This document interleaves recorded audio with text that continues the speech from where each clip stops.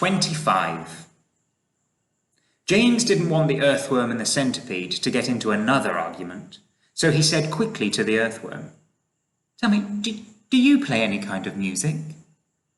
"No, but I do other things, some of which are really quite extraordinary," the earthworm said, brightening. "Such as what?" asked James.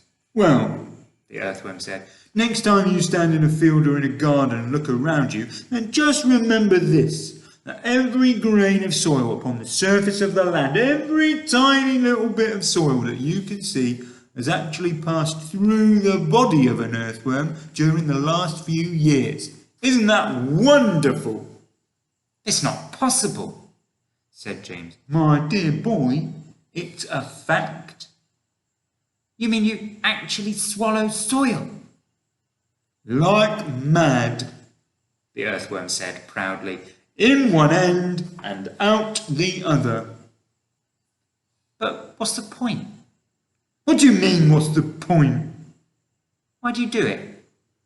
"We do it for the farmers. It makes the soil nice and light and crumbly so that things will grow well in it. If you really want to know, the farmers couldn't do without us. We are essential. We are vital. So it's only natural that the farmer should love us. He loves us even more, I believe, than he loves the ladybird." "The ladybird?" said James, turning to look at her. "Do they love you too?" "I'm told that they do," the ladybird answered modestly, blushing all over. "In fact, I understand that in some places the farmers love us so much that they go out and buy live ladybirds by the sackful and take them home and set them free in their fields. They are very pleased when they have lots of ladybirds in their fields." "But why?" James asked. "Because we gobble up all the nasty little insects that are gobbling up all the farmers' crops. It helps enormously, and we ourselves don't charge a penny for our services." "I think you're wonderful," James told her.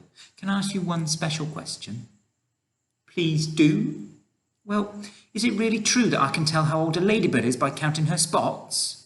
"No, that's just a children's story," the ladybird said. "We never change our spots. Some of us, of course, born with more spots than others, but we never change them. The number of spots that a ladybird has is simply a way of showing which branch of the family she belongs to.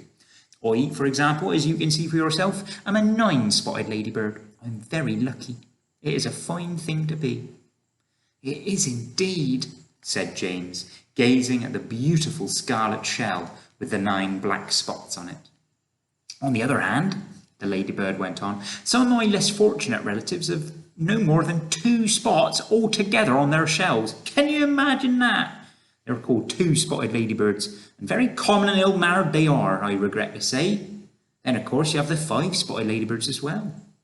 They're much nicer than the 2-spotted ones, although I myself find them a trifle too saucy for my taste." "But they are all of them loved?" said James. "Yes," the ladybird answered quietly. "They are all of them loved."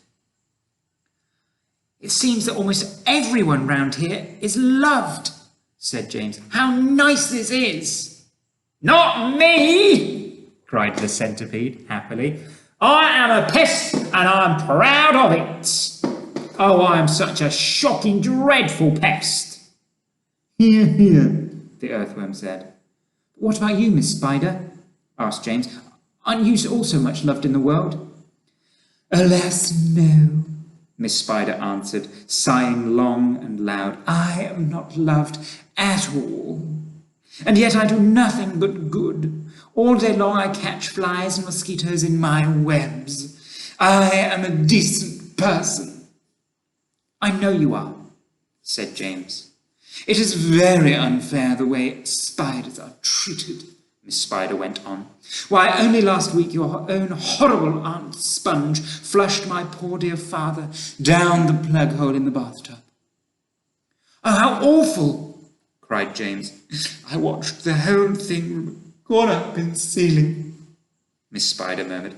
"It was ghastly. We never saw him again." A large tear rolled down her cheek and fell with a splash on the floor. "But is it not very unlucky to kill a spider?" James inquired, looking around at the others. Of course it's unlucky to kill Spider, shouted the centipede. It's about the unluckiest thing anyone can do. Look at what happened to Aunt Sponge after she'd done that. Boom! We all felt it, didn't we, as the peach went over her? Oh, what a lovely bump that must have been for you, Miss Spider. It was very satisfactory, Miss Spider answered. Will you sing us a song about it, please? So the centipede did. Aunt Sponge was terribly fat and tremendously flabby at that. Her tummy and waist were as soggy as paste. It was worse on the place where she sat. So she said, I must make myself flat. I must make myself sleek as a cat. I shall do without dinner to make myself thinner. But along came the peach, oh, the beautiful peach, and made her far thinner than that. It was very nice, Miss Spider said. Now sing one about Aunt Spiker. With pleasure, the centipede answered, grinning. Aunt Spiker was thin as a wire and dry as a bone, only drier. She was so long and thin, if you carried her in, you could use her for poking the fire. I must do something quickly, she frowned. I want fat, I want pound upon pound. I must eat lots and lots of marshmallows and chocks till I start bulging out all round. Ah, yes, she announced, I have sworn that I've altered my figure by dawn. Cried the peach with a snigger, I'll alter your figure, and ironed her out on the lawn. Everybody clapped and called out for more songs from the centipede, who at once launched into his favourite song of all. Once upon a time, where pigs were swine and monkeys chewed tobacco, and hens took snuff to make himself tough, and the duck said quack, quack, quacko, and porcupines drank fiery wines, and the goats ate tapioca, and old Mother Hubbard got stuck in a... Look out, centipede! cried James. Look out!